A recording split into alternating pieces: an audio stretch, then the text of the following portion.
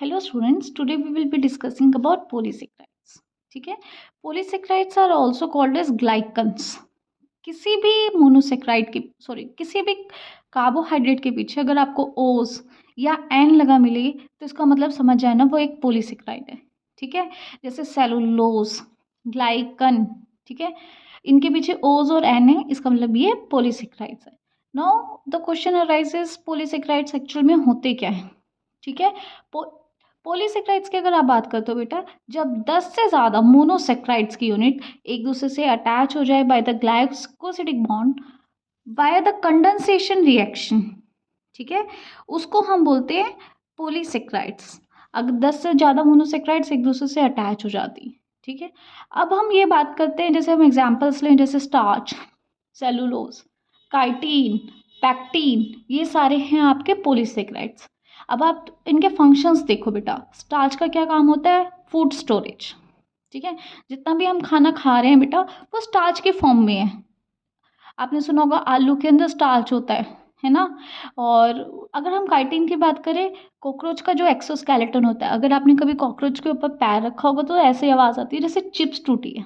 ठीक है, वो एक्चुअली में उसका एक्सोस्केलेटन टूटा होता है और वो एक्सोस्केलेटन बना होता है काइटिन से. तो आप ये देखो कितने वास्ट वैरायटी ऑफ फंक्शन है कि हम खा भी सकते हैं और वो इतने रॉक सॉलिड भी है कि वो स्ट्रक्चर के काम कर रहे होते हैं. अब जो इनके डिफरेंट डिफरेंट फंक्शंस आते हैं वो एक्चुअली कैसे आ रहे हैं बेटा, वो करेक्टरिस्टिक आते हैं उनके 3 प्रॉपर्टीज़ की वजह से. पहली बात, जो हम मोनोसेक्राइड यूज़ कर रहे हैं वो एक्चुअली में हम कैसा यूज़ कर रहे हैं. ठीक है, वो मोनोसेक्राइड जैसे जो कॉमनली यूज मोनोसेक्राइड्स होते हैं बेटा, वो होते हैं डी ग्लूकोस, डी गैलेक्टोस और डी फ्रक्टोस. ये 3 मोस्ट कॉमनली यूज्ड हमारे मोनोसेक्राइड्स की यूनिट्स होती हैं. अब बेस्ड अपॉन कि कौन सा हमारा मोनोसेक्राइड की यूनिट है, उनकी प्रॉपर्टीज़ अलग अलग होंगी. उसके बेसिस पे डिपेंड करता है कि पॉलीसेक्राइड्स की प्रॉपर्टी क्या होने वाली है.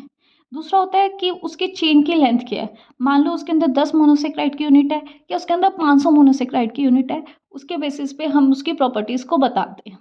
ठीक है, तीसरा है कि उसके अंदर ब्रांचिंग कितनी है. जितनी ज़्यादा ब्रांचिंग होती है बेटा उतनी कम सोल्यूबिलिटी होता है, उतनी ज़्यादा उसके अंदर रिजिडिटी होती है, उतना ज़्यादा वो स्ट्रॉन्ग हो जाता है. तो बेस्ड अपॉन उसके अंदर कितनी ज़्यादा ब्रांचिंग है, उसको उस इन 3 प्रॉपर्टीज़ के बेसिस पे हम बताते हैं कि पॉलीसेक्राइड के क्या क्या करेक्टरिस्टिक्स हैं. अब आते हैं हम उसके एम्पेरिकल फॉर्मूला के ऊपर. अगर हम इसके एम्पेरिकल फॉर्मूला यानी उसकी शॉर्ट फॉर्म की बात करें तो वो होती है C6H10O5 एन. ठीक है, ये एन का मतलब है कि ये 1 भी हो सकता है, 2 भी हो सकता है, 3, लेकिन वो इसी के मल्टीपल्स में होगा जो आपका एक्चुअल में फॉर्मूला होगा. ठीक है, उसके बाद हम आते हैं उसके फिजिकल प्रॉपर्टीज़. फिजिकल प्रॉपर्टीज़ का मतलब होता है एक्चुअल में वो देखने में कैसा है बेटा. ठीक है, सबसे पहली बात, ये पानी के अंदर ज़्यादा सोल्यूबल नहीं होते. अभी भी मैंने बताया जितनी ज़्यादा ब्रांचिंग हो जाएगी उतनी कम सोल्यूबिलिटी हो जाएगी. ठीक है, इसका मतलब है ये पानी के अंदर इतने ज़्यादा सॉल्युबल नहीं होते, कोलोइडल होते हैं, अमरफस होते हैं. अब इनके अंदर मिठास कम होती चली जाती है, ये इतने ज़्यादा स्वीटिश नहीं होते और कलरलेस होते. ठीक है, अब हम बात करते हैं इसकी टाइप्स की बेटा. तो बेसिकली ये 2 टाइप्स के होते हैं, होमोपोलीसेक्राइड्स एंड हेट्रोपोलीसेक्राइड्स. होमो, इसके नाम से ही पता चल रहा है यानी सेम. ठीक है, जो सिर्फ एक ही टाइप के मोनोसेक्राइड्स से बनते हैं उनको हम बोलते हैं होमोपोलीसेक्राइड्स, जैसे कि स्टार्च, ग्लाइकोजन. ठीक है, हेट्रोपोलीसेक्राइड्स, हेट्रो यानी डिफरेंट, है ना. जो डिफरेंट टाइप ऑफ पोलीसेक्राइड्स यानी एक से ज़्यादा टाइप ऑफ मोनोसेक्राइड्स से बनते हैं. ठीक है, उनको हम क्या बोलते हैं? हेट्रोपोलीसेक्राइड्स. जैसे एग्जांपल ले लो, पैक्टिन, काइटिन. ठीक है, ये होते हैं हमारे हेट्रोपोलीसेक्राइड्स. अभी हम सभी होमोपोलीसेक्राइड्स के एग्जांपल्स को हम डिटेल में पढ़ेंगे. ठीक है, सबसे पहले हम होमोपोलीसेक्राइड का एग्जांपल लेते हैं बेटा, स्टार्च. ठीक है, सबसे फर्स्ट एग्जांपल हम लेते हैं बेटा स्टार्च का. अगर हम स्टार्च की बात करें, स्टार्च एक स्टोरेज होमोपोलीसेक्राइड है. स्टोरेज होमोपोलीसेक्राइड का मतलब क्या होता है बेटा, जितना भी एडिशनल हमारे पास खाना हो जाता है. ठीक है, हमने जैसे ग्लूकोज इनटेक लिया, अब हमारे जितना यूज़ हुआ ग्लूकोज उतना ठीक है, बाकी सारा जो स्टोर हो जाता है वो स्टार्च के फॉर्म में हमारी बॉडी के अंदर, स्पेशली प्लांट्स के अंदर स्टोर होता है। ठीक है, उसके अलावा अगर हम इसकी अक्रेंस की बात करें कि ये हमें कहाँ कहाँ मिलता है, ठीक है, हमें स्टार्च कहाँ कहाँ मिलता है, तो आलू के अंदर आपने सबसे ज़्यादा सुना होगा कि पोटैटो के जो ट्यूबर्स होते हैं बेटा, जो पोटैटो का ट्यूबर होता है उसके अंदर स्टार्च होता है। ठीक है, अगर आप फ्रूट्स की बात करो तो बनाना के अंदर, मैंगो के अंदर, इनके अंदर स्टार्च होता है। चावल के दानों के अंदर, वीट के दानों के अंदर, इसके अंदर स्टार्च होता है। ये कुछ कुछ एग्जांपल्स हैं स्टार्च एग्जैक्टली आपको कहाँ मिलता है। ठीक है, अगर हम स्ट्रक्चरली बात करें, ठीक है, स्ट्रक्चरली बात करें तो स्टार्च के एक्चुअली दो पार्ट्स होते हैं। ठीक है, number 1 is amylose, number 2 is amylopectin. अब हम इनकी कैरेक्टरिस्टिक करेंगे। ठीक है, अच्छा एक बात मैं आपको बताना भूल गई, जो स्टार्च बना होता है वो अल्फा डी ग्लूकोज का बना हुआ होता है। इसकी मोनोमेरिक यूनिट होती है अल्फा डी ग्लूकोज। इसके अंदर जो मोनोसेक्राइड यूज हो रहा है that is alpha D glucose. अब हम अमाइलोस की बात करते हैं। अगर हम अमाइलोस की बात करें तो सबसे पहले इसका स्ट्रक्चर, ठीक है, लॉन्ग होगा बट अनब्रांच्ड होगा। ठीक है, वेयर एज अमाइलोपेक्टिन एक ब्रांच्ड पार्ट होता है। ठीक है, अगर हम इसके अंदर बात करें, इसके अंदर अल्फा 1,4 ग्लाइकोसिटिक बॉन्ड होता है,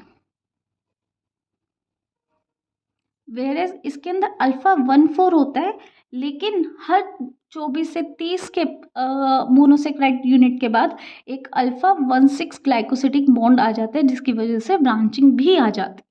ठीक है, इसका मॉलिक्यूलर वेट अगर हम बात करें, इसका मॉलिक्यूलर वेट होता है 1000 से लेकर 500,000 डाल्टन्स, और इसके मॉलिक्यूलर वेट की बात करें तो ये होता है 100 मिलियन डाल्टन्स।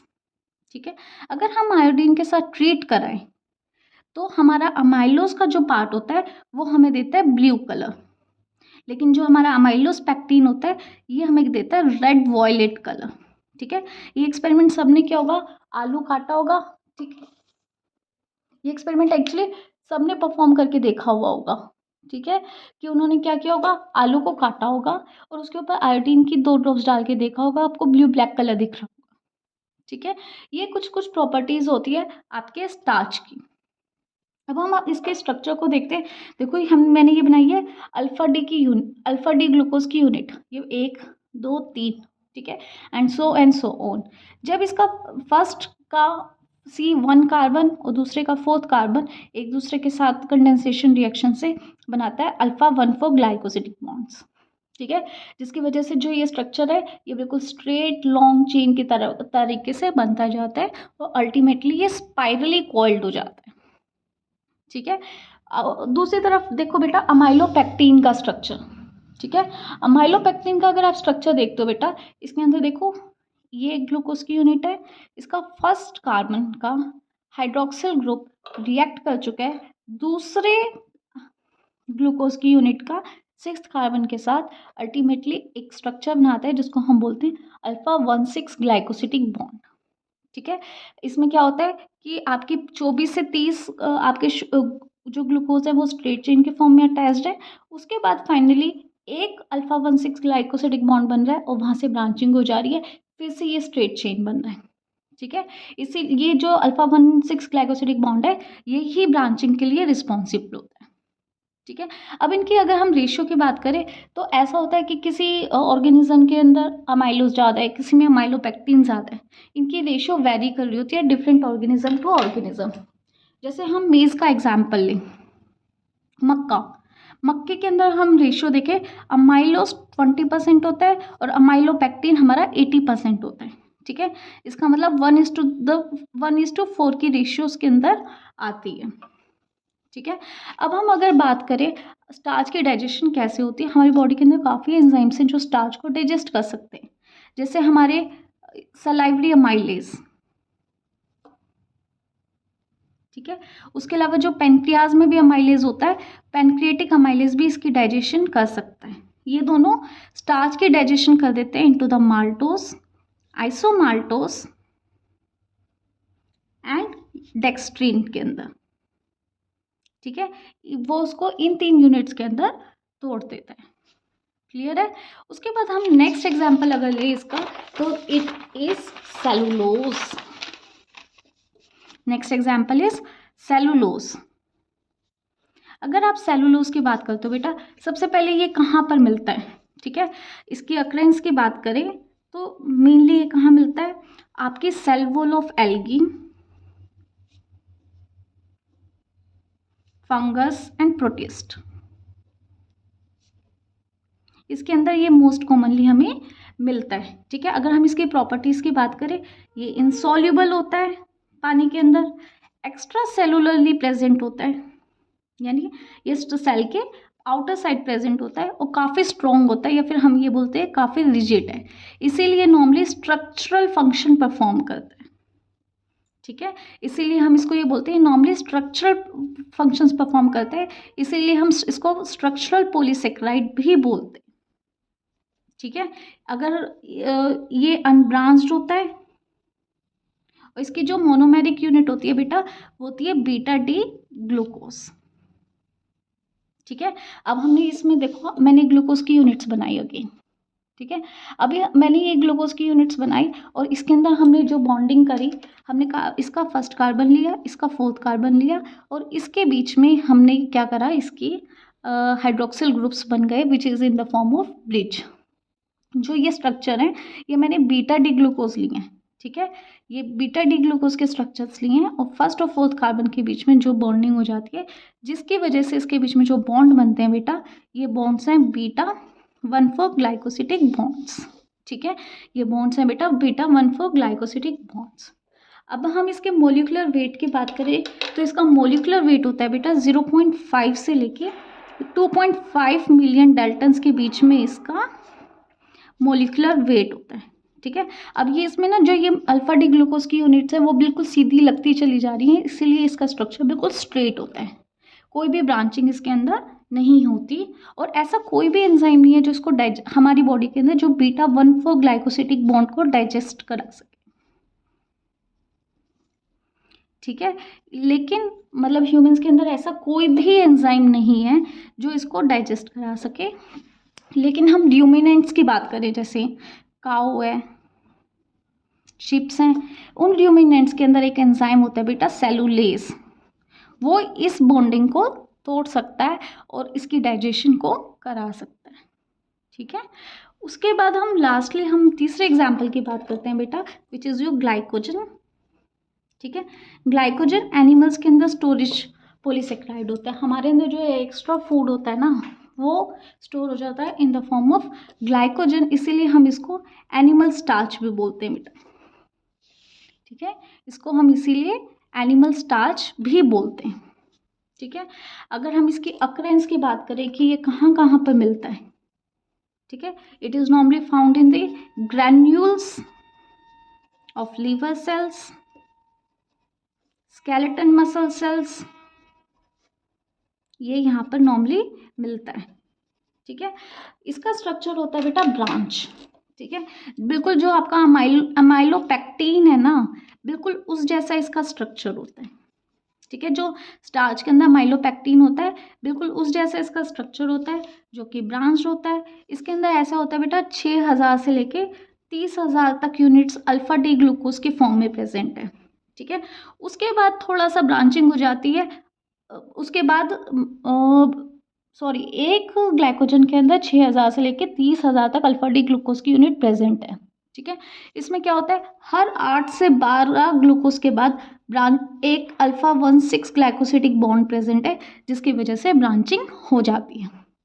ठीक है, ये आयोडीन के साथ अगर हम ट्रीट करते हैं तो ये हमें रेड कलर देता है, और इसकी डाइजेशन के लिए हमारे पास एंजाइम्स है, जो कि हम ये बोलते हैं कि हमारी बॉडी के अंदर अमाइलेजेस हैं, जो इसका ब्रेकडाउन करा देता है इनटू डेक्स्ट्रीन,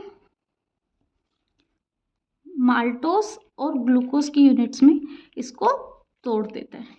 ठीक है, with this your homopolysaccharides are over. In the next video we will be studying about heteropolysaccharides. Keep watching.